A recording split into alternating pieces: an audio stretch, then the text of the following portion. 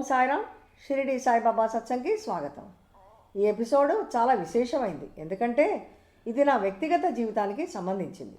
బాబా తన అద్భుత ఆశీర్వాదంతో, ఆయన జోక్యంతో నన్ను 2 సార్లు బతికించి కొత్త జీవితాన్ని ఇచ్చిన సందర్భాలను తెలియజేస్తాను. సాయిబాబా సర్వజ్ఞుడు, సర్వవ్యాపి. తన భక్తుల గురించి ఆయనకంతా తెలుసు. వాళ్ళని ఆదుకోవడానికి ఎప్పుడూ బాబా సిద్ధంగా ఉంటారు. బాబా తరచూ అంటుంటారు, నువ్వు నా వైపు 1 అడుగు వెయ్యి, నేను నీ వైపు 10 అడుగులు వేస్తాను అని. మనం బాబాను అచంచలమైన భక్తి విశ్వాసంతో ప్రార్థిస్తే ఆయన మన ప్రార్థనలకు అద్భుతంగా, ఇంకా ఊహించని విధంగా ఆశీర్వదిస్తారు. నా అనుభవాన్ని బట్టి బాబా కొన్నిసార్లు వెంటనే స్పందించరు. ఒక్కొక్క సందర్భంలో ఆయన ఆశీర్వాదం పొందడానికి సమయం పడుతుంది. నా విషయంలో కూడా ఇదే జరిగింది చాలాసార్లు. అంటే బాబాకు మన కష్టాలు తెలియక కాదు, బాబా సరైన సమయంలో మనకి సహాయం చేస్తారు, మనల్ని ఆదుకుంటారు. అదే జరిగింది నా విషయంలో. అప్పటి వరకు బాబాపై నమ్మకంతో బాబా ఇచ్చినటువంటి 2 మూల మంత్రాలను, అంటే శ్రద్ధ, సబూరి, భక్తి ఇంకా ఓర్పు పాటిస్తూ ఆయన ఆశీర్వాదం కోసం ప్రార్థించాలి. నా జీవితంలో కొన్ని సందర్భాల్లో చాలా త్వరగా స్పందించారు, మరికొన్ని సందర్భాల్లో బాబా ఎక్కువ సమయం తీసుకున్నారు. నాకు వచ్చిన 2 జబ్బులకి నేను మానసికంగా కాకుండా శారీరకంగా చాలా కష్టపడ్డాను. అసలు కొన్నిసార్లు నేను పొద్దున్న ఇబ్బందికి తట్టుకోలేకపోయి ఏడ్చేసేదాన్ని. కానీ బాబాపై నాకున్న నమ్మకాన్ని వదులుకోకుండా బాబాను ప్రార్థిస్తూనే ఉన్నాను. ఏదో ఒకరోజు బాబా నన్ను రక్షిస్తారు అనే నమ్మకంతో.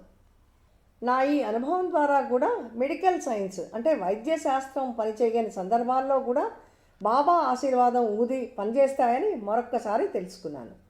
నా ప్రాణాంతకకరమైన 2 జబ్బుల నుండి బాబా నన్ను ఎలా కాపాడారో ఇప్పుడు మీకు తెలియజేస్తాను. అసలు బాబా భక్తులకి రకరకాల పద్ధతులలో సహాయం చేస్తారు.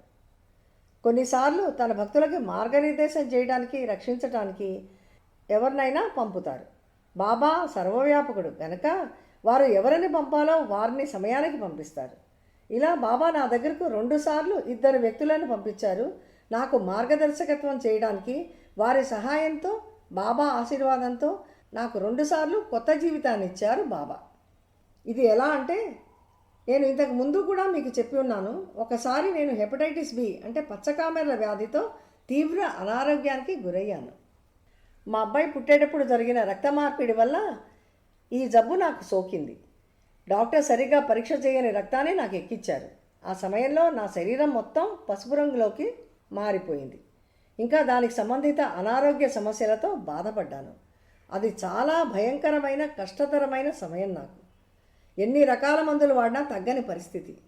అప్పుడు కూడా నేను బాబాపై నమ్మకంతో నన్ను రక్షించమని బాబాను ప్రార్థించాను. ఇక్కడ బాబా మహిమను మనం చూడొచ్చు. అలాంటి అనారోగ్య సమస్యతో నేను బాధపడుతున్నప్పుడు ఒకరోజు మా ఇంటికి మా కుటుంబ స్నేహితుడైనటువంటి వారణాసి వేణుగోపాల్ గారు, అంటే ప్రస్తుతం ఆయన అమెరికాలో ఉంటున్నారు, ఆయన మా ఇంటికి వచ్చారు. ఆయన నన్ను చూడటం జరిగింది. నన్ను చూస్తూనే ఆయన ఆశ్చర్యపోయారు. నేను మొత్తం పసుపు పచ్చగా మారిపోయాను, అంటే జబ్బు అంత ముదిరిపోయింది. ఇలా నన్ను చూసేసరికి ఆయన భయపడిపోయారు. వేణుగోపాల్ గారు కూడా బాబాకు అమిత భక్తులు. బాబా ఆయనను ఆ సమయంలో నా దగ్గరికి పంపించి ఆయన ద్వారా నాకు నా జబ్బును తగ్గించుకునే మార్గాన్ని తెలియజేశారు. వేణుగోపాల్ గారు ఏం చెప్పారంటే, మీకు పచ్చకామెర్ల వ్యాధి చాలా ముదిరిపోయింది, బాబా ఆశీర్వాదంతో మీరు కోలుకుంటారు, నేను చెప్పినట్టు చేయండి అని అన్నారు. హైదరాబాదులోని అమీర్పేట్లో పావులూరి కృష్ణ చౌదరి గారు అనే ఒక హోమియో డాక్టర్ ఉన్నారు. ఆయన ఇలాంటి వ్యాధుల్ని తగ్గిస్తారు, ఆయన దగ్గరికి వెళ్ళండి అని చెప్పారు. తనకు తెలిసిన ఒక 14 సంవత్సరాల కుర్రాడికి ఇంతకంటే ముదిరిపోయిన సందర్భంలో కూడా ఆయన తన మందులతో నయం చేశారు అని చెప్పారు. మీరు కూడా వెంటనే ఆయన దగ్గరికి వెళ్ళండి, బాబాను నమ్ముకున్నారు, బాబా మిమ్మల్ని తప్పక రక్షిస్తారు అని చెప్పారు. వేణుగోపాల్ గారు చెప్పిన ప్రకారం మేము ఆ డాక్టర్ దగ్గరికి వెళ్ళాం. ఆయన మందులు వాడాను. 15 రోజుల్లోనే కొంత ఉపశమనం కలిగింది. 3 నెలల్లో పూర్తిగా కోలుకున్నాను. డాక్టర్ గారు ఆఫీస్కి వెళ్ళొచ్చు అని చెప్పడంతో నేను ఆఫీస్కి కూడా వెళ్ళటం మొదలుపెట్టాను. ఇది పూర్తిగా బాబావారి జోక్యం అని నేను నమ్ముతాను. ఇంకొక తన భక్తుని ద్వారా నాకు ఈ మార్గదర్శకత్వం చేసి నా ప్రాణాన్ని కాపాడినందుకు వేణుగోపాల్ గారు, ఇది మీరు వింటుంటే మీకు మరొక్కసారి నా హృదయపూర్వక ధన్యవాదాలు. నా జీవితంలో 2వసారి కూడా ప్రాణాంతక వ్యాధి నుండి చాలా అస్వస్థతకు గురయ్యాను.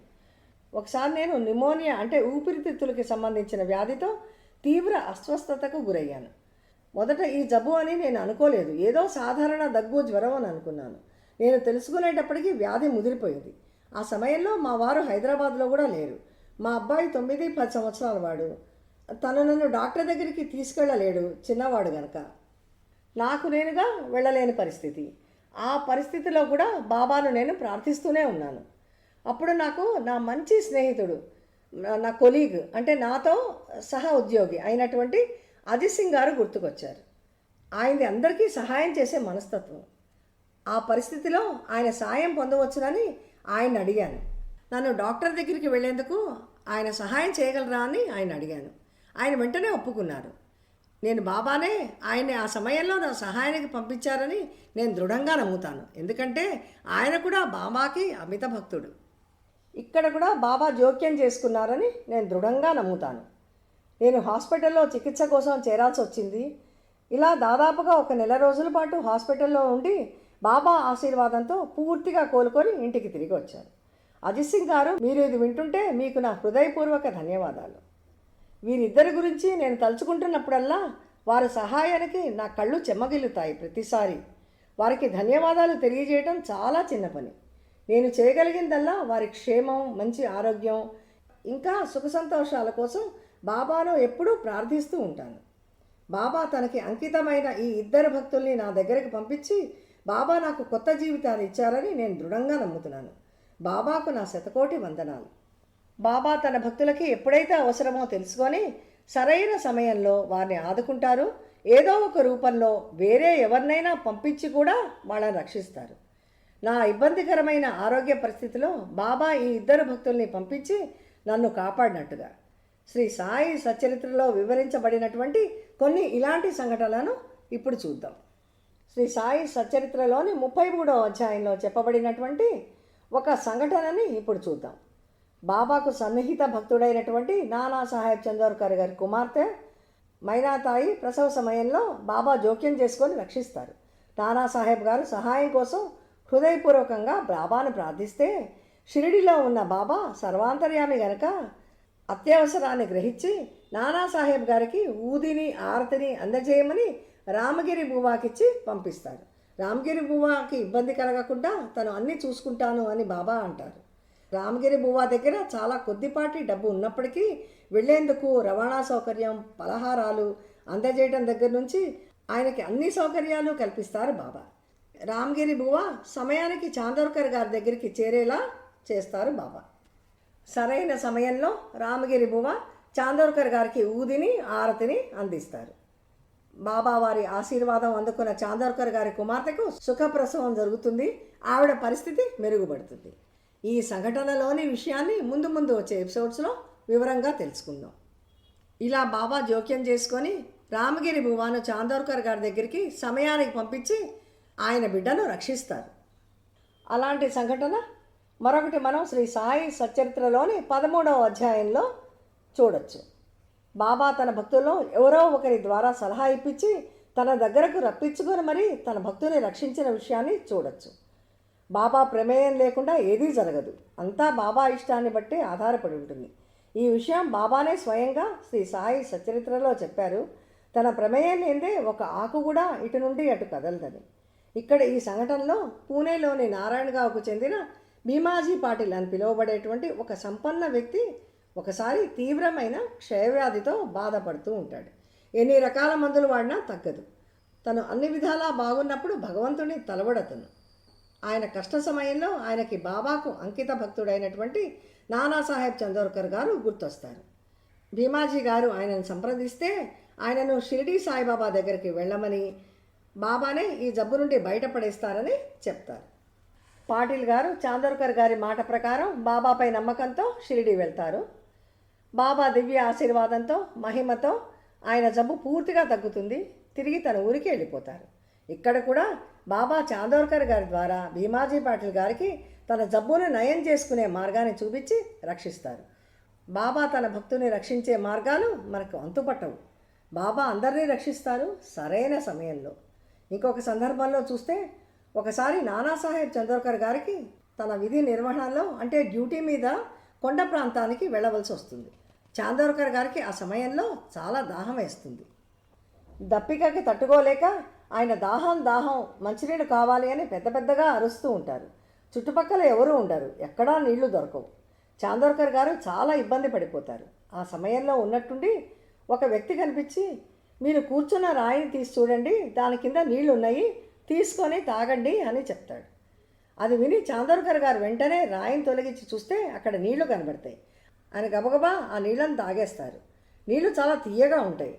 అసలు ఆ సమయంలో అక్కడ నీళ్లు దొరకడం అసాధ్యం అని, ఇది అంతా బాబా లీల అని తెలుసుకుంటారు చాందోర్కర్ గారు. ఇలాంటి లీలలు మనం మన జీవితాల్లో కూడా బాబాను నమ్ముకుంటే అనుభవం చేస్తూనే ఉన్నాం. నా విషయానికి వస్తే నేను 2 సార్లు భయంకరమైన ప్రాణాంతక జబ్బుల నుండి బాబా అద్భుత మహిమ వల్ల బయటపడ్డానని గట్టిగా నమ్ముతాను. ఎందుకంటే 2 సార్లు కూడా మా కుటుంబం మొత్తం చాలా భయపడిపోయారు, అసలు తగ్గుతాయో లేదో, నేను ఏమైపోతానో అని. బాబా వారి ఈ లీలలు మహత్యాలు అన్నీ సాయిబాబా సర్వవ్యాపకతను, భక్తుల పట్ల అమిత కరుణను తెలియజేస్తున్నాయి. బాబా రకరకాలుగా జోక్యం చేసుకొని తన భక్తుల్ని తీవ్ర వ్యాధుల నుండి కూడా రక్షిస్తున్నారు అని మనకు ఇంకొకసారి తెలుస్తోంది. మనం బాబాను నమ్మకంతో ప్రార్థిద్దాం, ఆయన ఆశీర్వాదాన్ని పొందుదాం. వచ్చే ఎపిసోడ్లో బాబా వారి మరొక అద్భుత ఆశీర్వాదంతో కలుద్దాం. ఓం సాయిరామ్.